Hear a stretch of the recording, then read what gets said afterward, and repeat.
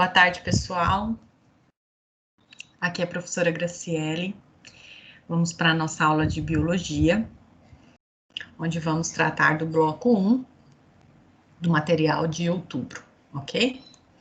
Espero que essa aula possa auxiliá-los aí a esclarecer dúvidas.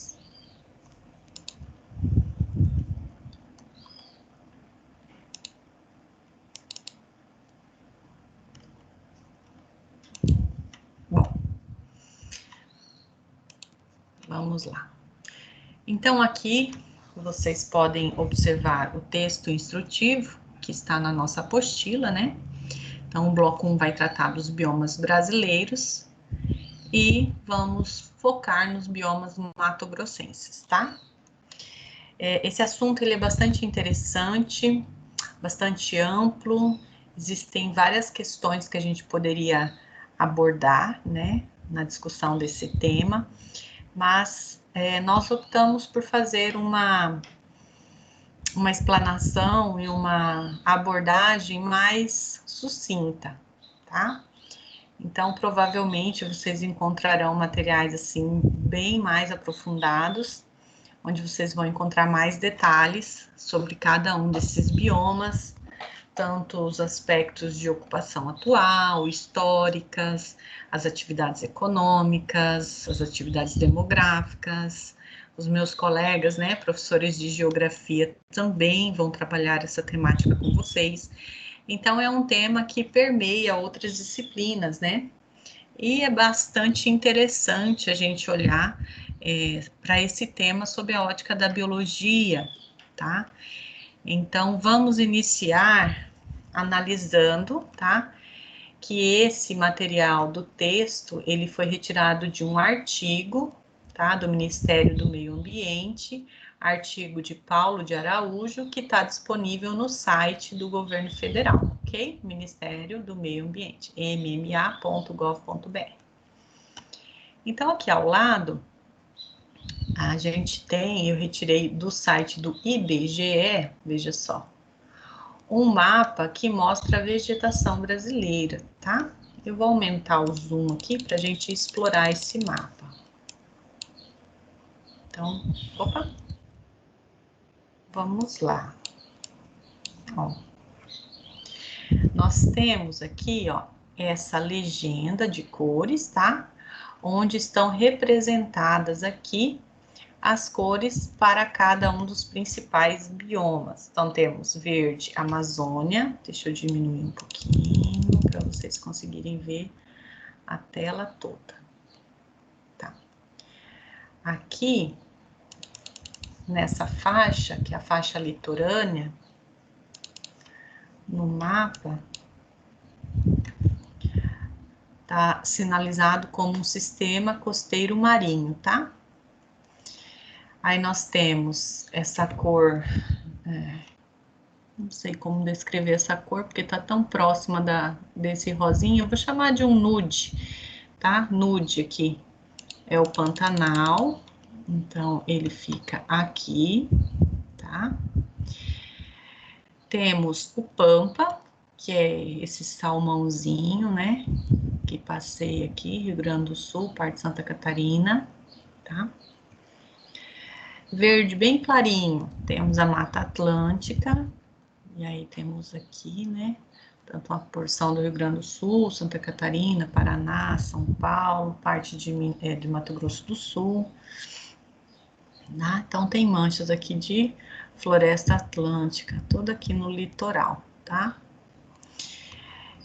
Temos o Cerrado, que é esse rosa mais rosa chá, né, um rosa mais escuro aqui, dentre essas paletas de cores. Então, a gente vê, né, que no nosso estado, aqui do Mato Grosso, além de ter nessa porção do extremo sul do estado, né, o Pantanal, temos também nessa região o Cerrado. É importante a gente entender que todo mapa de fitofisionomia, ele tem uma amostragem proximal, tá? Então, assim, nós vamos encontrar manchas de cerrado aqui dentro da floresta amazônica, especialmente aqui, ó, onde está a alta floresta, tá? Então, a gente chama a nossa região aqui, da Amazônia Meridional, que é essa região aqui, como uma região de alta diversidade, justamente pelo encontro desses biomas, dessas fitofisionomias, tá? É chamado, então, de ecótono. E ele é um dos hotspots, ou seja, um dos pontos quentes do planeta. Esse termo, esse conceito é usado para descrever regiões de alta taxa endêmica. O que é isso? É uma região onde você encontra várias espécies que só ocorrem naquela região. Essas espécies são chamadas de espécies endêmicas, tá? Então, é um conjunto de características edafoclimáticas, ou seja, do solo, do clima, da vegetação, né, do subsolo, né, da constituição mineral. Tudo isso ajuda a compor o que nós temos hoje, né? Que é essa maravilhosa obra aí, né, da floresta amazônica, se encontrando com o cerrado. Então, temos ainda no Brasil aqui descrito mais um bioma, que é a Caatinga, né, recebe esse nome por descrever Mata Branca, Caatinga, e é uma região, assim, muito produtiva, por mais que a gente sempre associe Caatinga a secas extremas, o êxodo, né, das pessoas que saem das áreas rurais, com pouquíssimas esperanças, vão para cidades, mas nós sabemos que o que falta aqui na Caatinga realmente é a umidade, porque todas as condições edáficas, né, de solo, são propícias para a produção, tá? Sem contar que é um bioma, assim como todos os outros, né, que tem a sua própria beleza. Então, a gente tem, num país continental como o Brasil, esses 6 principais biomas, tá? Amazônia, então tá aqui, Cerrado, Caatinga, Pantanal, Floresta Atlântica ou Mata Atlântica e o Pampas. Tá certo, gente? Ainda existem outros biomas, como Mata de Cocais, que mais? Outras... os mangues. Deixa eu ver se eu lembro mais alguns. Existem outros, mas que não tem um território assim tão grande quanto esses, tá? Mas é importante a gente ter a noção dessa unidade. Então, a gente precisa entender a definição de bioma, né? Então, a gente vai começar a leitura do texto instrucional e neste texto nós vamos ter acesso a vários conceitos para a gente compreender melhor essa classificação, tá? O Brasil é formado por 6 biomas de características distintas: Amazônia, Caatinga, Cerrado, Mata Atlântica, Pampa e Pantanal. Cada um desses ambientes tem diferentes tipos de vegetação e de fauna. Mas nós sabemos, né, que não podemos reduzir a biodiversidade em 2 grupos, né, bicho e planta. Existem um xixilhão, um zilhão de outros seres vivos, né? Então, de que seres vivos nós estamos falando? Achei que só tinha bicho e planta? Não, né? Temos todo o mundo invisível aí, nós temos toda a microbiota, né? Fora outros organismos que são visíveis a olho nu, mas a gente geralmente se esquece deles, né? Então, nós temos o reino Monera, que é onde encontram-se as bactérias e arqueobactérias, né? Temos o reino Fungi, onde estão fungos, né? Tanto fungos microscópicos como macroscópicos, tá? Temos também o reino Protoctista, onde estão os protozoários e também as algas, tá? Então, quando a gente olha toda a organização dos seres vivos, a gente pode classificá-los, né, em 5 reinos. Então, já falei 3: reino Monera, reino Fungi, reino protoctista. E os outros dois é que são sempre lembrados, né?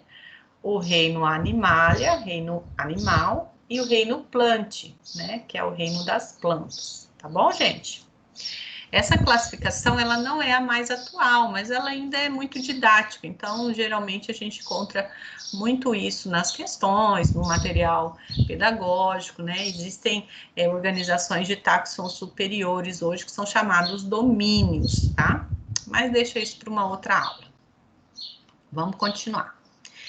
Como a vegetação é um dos componentes mais importantes da biota, ou seja, do conjunto de seres vivos, seu estado de conservação e de continuidade definem a existência ou não de hábitats para as espécies. Então, o que são hábitats? São regiões onde aqueles seres vivos residem, procriam, caçam, se escondem, enfim, onde eles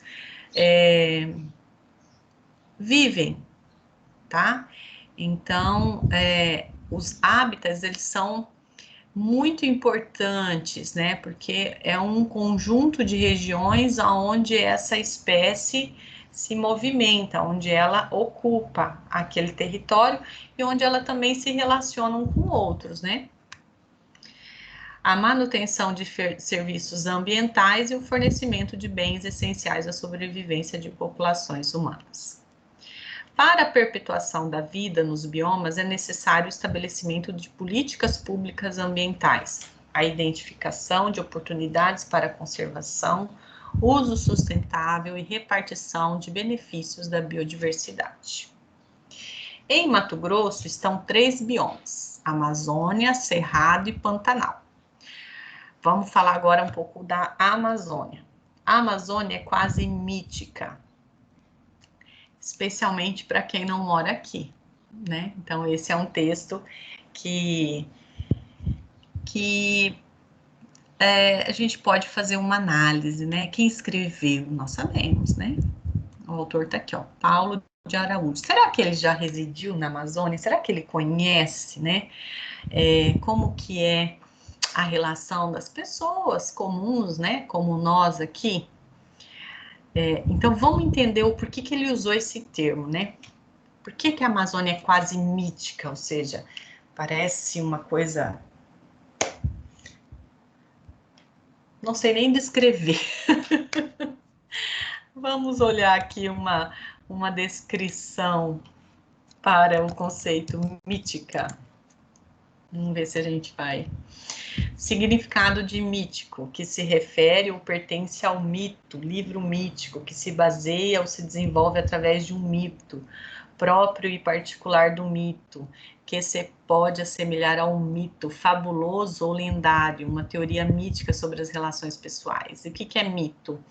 É uma narrativa de caráter simbólico e imagético, ou seja, o mito não é uma realidade independente, mas evolui com as condições históricas e étnicas relacionadas a uma dada cultura, que procura explicar e demonstrar por meio da ação e do modo de ser das personagens a origem das coisas. Bom, então, é uma palavra que envolve muito peso aqui, né? Vamos entender aqui o contexto, né? A Amazônia é quase mítica, um verde e vasto mundo de águas e florestas, onde as copas de árvores imensas escondem o úmido nascimento, reprodução e morte de mais de 1/3 das espécies que vivem sobre a Terra. Então, percebe o porquê do contexto? Como é importante, né, a gente ler e interpretar o que estamos lendo, né? Então, é impressionante o volume de espécies que ocorrem aqui na Amazônia, né? E quem sobrevoa a Amazônia vê realmente, né, um vasto mundo de águas e floresta.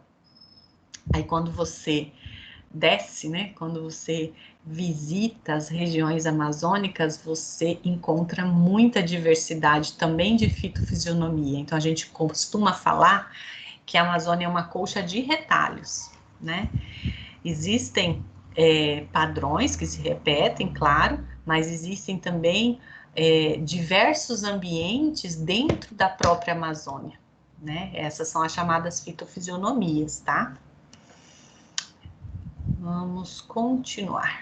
Os números são igualmente monumentais. A Amazônia é o maior bioma do Brasil, num território de 4.196.943 quilômetros quadrados. Essa é a área da floresta amazônica, segundo o IBGE de 2004, tá? Crescem 2.500 espécies de árvores, ou 1/3 de toda a madeira tropical do mundo, e 30.000 espécies de plantas, das 100.000 da América do Sul. A bacia amazônica é a maior bacia hidrográfica do mundo, cobre cerca de 6 milhões de quilômetros quadrados e tem 1.100 afluentes. Seu principal rio, o Amazonas, corta a região para desaguar no Oceano Atlântico, lançando ao mar cerca de 175 milhões de litros d'água a cada segundo. 2, já foi mais. 3. Já pensou que vazão absurda é essa, né? As estimativas situam a região como a maior reserva de madeira tropical do mundo. Seus recursos naturais, que além da madeira incluem enormes estoques de borracha, castanha, peixes e minérios, por exemplo, representam uma abundante fonte de riqueza natural. A região abriga também grande riqueza cultural, incluindo o conhecimento tradicional sobre os usos e a forma de explorar esses recursos naturais, sem esgotá-los nem destruir o habitat natural. Toda essa grandeza não esconde a fragilidade do ecossistema local, porém, a floresta vive a partir de seu próprio material orgânico e seu delicado equilíbrio é extremamente sensível a quaisquer interferências. Os danos causados pela ação antrópica são muitas vezes irreversíveis. Ademais, a riqueza natural da Amazônia se contrapõe dramaticamente aos baixos índices socioeconômicos da região. Olha como isso é forte. Nós que estamos aqui sabemos bem disso, né? Apesar de estarmos ocupando um bioma extremamente valioso, rico, essa riqueza natural, ela não se dissipa na população, né? Ela não reflete a realidade socioeconômica que nós vivemos aqui. Então, é uma questão para a gente pensar, né? Refletir, por que disso, né? Será que tem como mudar? Outra coisa, de baixa densidade demográfica. Então, a gente tem aqui na região cidades que estão bem longe uma da outra, né? Se a gente vai para a região do Sudeste, por exemplo, as cidades estão pertinhas uma da outra, né? Aqui, para a gente chegar na capital, é mais de 800 quilômetros, né? Então, as pessoas que não conhecem a nossa realidade se espantam, né? Não, a gente vai ali na fazenda do fulano, não sei o quê. É pertinho? Não, sim, é pertinho. Fica 170 quilômetros daqui. Para ir na fazenda, né, gente? Não é para ir em outra cidade, para ir na fazenda. Então, assim, realmente a gente está numa área muito grande. Mas não vamos nos enganar, né? Porque a região, ela está numa crescente urbanização. Então, a gente vê aí cidades novas se desenvolvendo, Alta Floresta, por exemplo, Paranaíta, Carlinda, quantos viu nesses últimos 10 anos, né? E assim outras, especialmente as cidades aí que estão próximas, né, à BR-163, né, vão se desenvolver ainda muito mais, porque ela está sendo pavimentada e é um eixo comercial, né, então é natural que mais pessoas ocupem esse território e que ocupem esse bioma. E a chegada das pessoas aqui tem um preço, né, ambiental, tanto de recursos quanto de serviços ambientais. Então, realmente nós precisamos conversar, né, refletir, debater enquanto sociedade sobre alternativas, para que a gente não destrua esse patrimônio incrível, né, e que esse patrimônio incrível, né, coletivo, possa gerar mais qualidade de vida para toda a população, né. Muito bem. Desta forma, o uso dos recursos florestais é estratégico para o desenvolvimento da região. Vamos falar agora do Cerrado. O Cerrado é o segundo maior bioma da América do Sul, ocupando uma área de 2.036.448 quilômetros quadrados, cerca de 22% do território nacional. A sua área contínua incide sobre os estados de Goiás, Tocantins, Mato Grosso do Sul, Minas Gerais, Bahia, Maranhão, Piauí, Rondônia, Paraná, São Paulo e Distrito Federal. Além dos encraves, né, regiões mais, não vou chamar isoladas, né, mas são manchas, né, são regiões que não estão contínuas, né, não são contínuas a outras, né. Esses encraves estão no Amapá, Roraima e Amazonas. Então, neste espaço territorial encontram-se as nascentes das 3 maiores bacias hidrográficas da América do Sul. A Bacia Amazônica, Tocantins, Bacia do São Francisco e Bacia da Prata, o que resulta em um elevado potencial aquífero e favorece a sua biodiversidade. Também é considerado um hotspot, considerado como um hotspot mundiais de biodiversidade. O Cerrado apresenta extrema abundância de espécies endêmicas, como eu falei, né? São espécies que só ocorrem naquela região, em nenhum outro lugar do mundo nós vamos encontrar, e sofre uma excepcional perda de habitat. Por quê? Por causa do movimento de ocupação territorial aqui, né? Então, além da pressão da pecuária, né, que já foi mais forte, hoje não é tanto, nós temos o que mais impera no Cerrado, que é a agricultura, né? Então, solos muito férteis, isso gera muita renda, muita riqueza, né? Então, nós temos esse cenário aí de grande produtividade no Cerrado. Temos os prós, mas temos os contras. Então, o que nós precisamos, enquanto cidadãos, né, é refletir formas, né, debater, pensar junto e escolher a representação política que possa, junto com as nossas demandas, nossas necessidades, encontrar mecanismos sustentáveis para que a gente possa usufruir dessa riqueza natural, usufruir da produtividade, mas ter qualidade de vida, né? Tenho receita pronta para isso? Não. Vou ser candidata a alguma coisa? Não também, né? Sou apenas uma simples professora que está levantando essa reflexão, porque é importante, gente. Talvez a gente pense assim, o Cerrado está tão longe, é lá para Sinop, sei lá, Nova Mutum, Sorriso, aquele povo lá que é do soja, mas não, soja está aqui já. Nós temos áreas de cerrado aqui, né? O Cerrado não tem cerca, não tem uma divisa, né? Daqui para cá é Cerrado, daqui para cá é Amazônia. A própria Amazônia, alguns territórios amazônicos aqui já mostram potencial produtivo para a agricultura, tá? Então, assim, são questões que vão sim nos afetar, já estão nos afetando, né? Porque isso impacta a qualidade dos serviços ambientais, a qualidade da água que você consome, dos alimentos que você come, né? Do ar que você respira, tudo isso. Mas tudo bem, vamos continuar aqui a leitura do texto. O Cerrado apresenta extrema abundância de espécies endêmicas e sofre uma excepcional perda de hábitat. Do ponto de vista da diversidade biológica, o Cerrado brasileiro é reconhecido como a savana mais rica do mundo, abrigando 11.627 espécies de plantas nativas já catalogadas.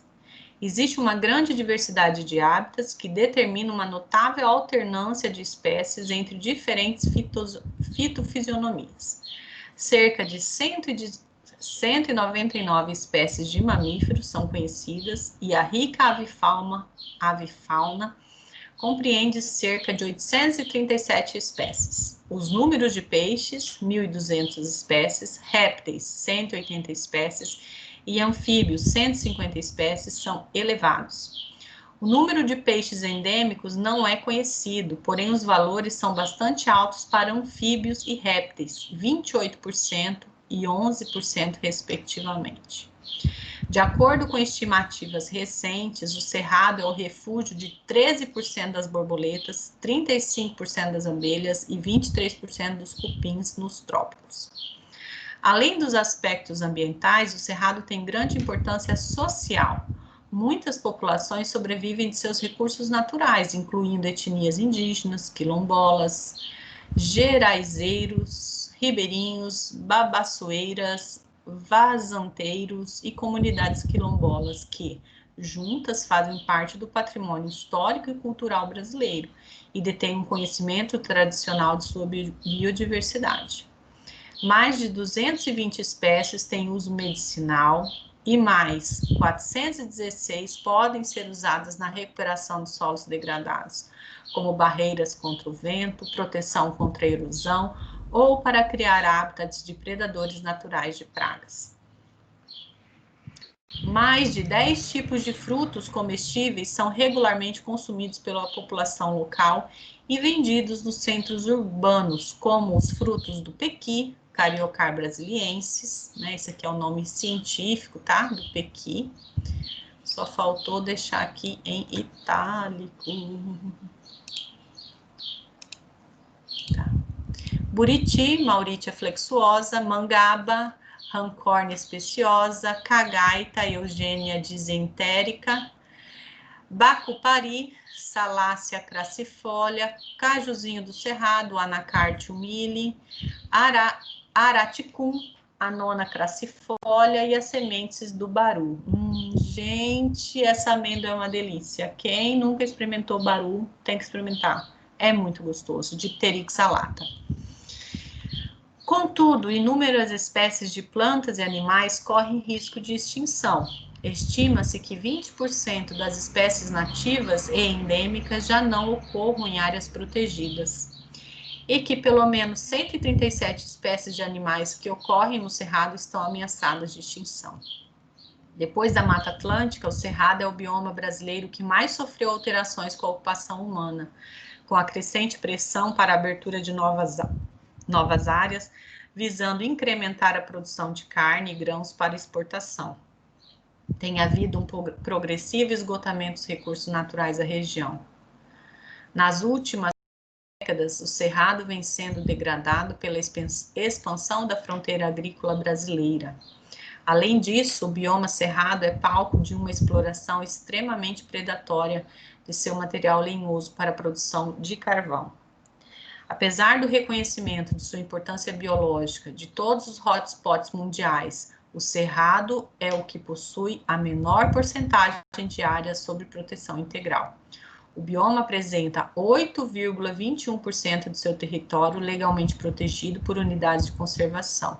Desse total, 2,85% são unidades de conservação de proteção integral e 5,36% de unidades de conservação de uso sustentável, incluindo as RPPNs, né, que é 0,07%, que são reservas particulares do patrimônio natural. O bioma Pantanal, agora vamos falar do Pantanal, é considerado uma das maiores extensões úmidas contínuas do planeta. Este bioma continental é considerado de menor extensão territorial no Brasil. Entretanto, este dado em nada desmerece a exuberante riqueza que o referente bioma abriga.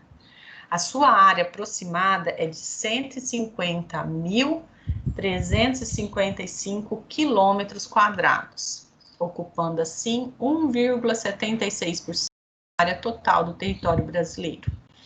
Em seu espaço territorial, o bioma, que é uma planície aluvial, é influenciado por rios que drenam a bacia do Alto Paraguai. O Pantanal sofre influência de 3 importantes biomas brasileiros: Amazônia, Cerrado e Mata Atlântica.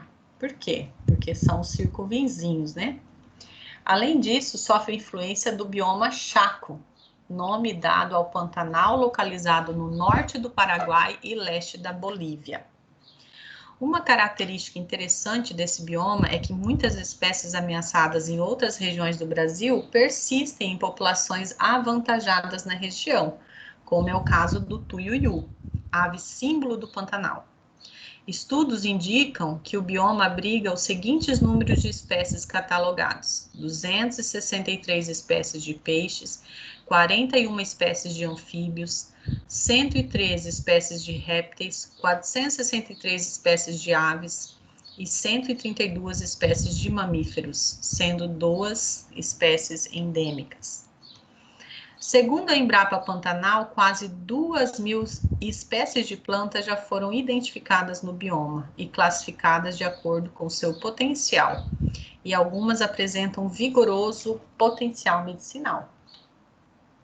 Apesar de sua beleza natural exuberante, o bioma vem sendo muito impactado pela ação humana, principalmente pela atividade agropecuária, especialmente nas áreas de planalto adjacentes do bioma. Por quê? Porque aqui é onde os fazendeiros plantam o pasto, né, para o gado, tá? De acordo com o Programa de Monitoramento dos Biomas Brasileiros por Satélite, PMDBBS, realizado com imagens de satélite 2009, o bioma Pantanal mantém 83,7% de sua cobertura vegetal nativa. Assim como a fauna e a flora da região são admiráveis, há de se destacar a rica presença das comunidades tradicionais, como as indígenas, quilombolas, os coletores de iscas ao longo do Rio Paraguai, comunidade Amolar e Paraguai-Mirim, dentre outras. No decorrer dos anos, essas comunidades influenciaram diretamente a formação cultural da população pantaneira. Apenas 4,6% do Pantanal encontram-se protegidos por unidades de conservação, dos quais 2,9% correspondem a unidades de conservação, UCs, de proteção integral, e 1,7% são unidades de conservação de uso sustentável. Certo, pessoal? Aqui no YouTube, eu encontrei um vídeo bem curtinho, né, ó, 4 minutos e 22, que resume as características essenciais de cada um desses biomas, tá? Então, eu sugiro que vocês possam assistir, né? Tá lá o link no nosso grupo, né, de biologia do WhatsApp. Então, fica a dica, ok? Peço, então, que vocês agora realizem as atividades e depois a avaliação.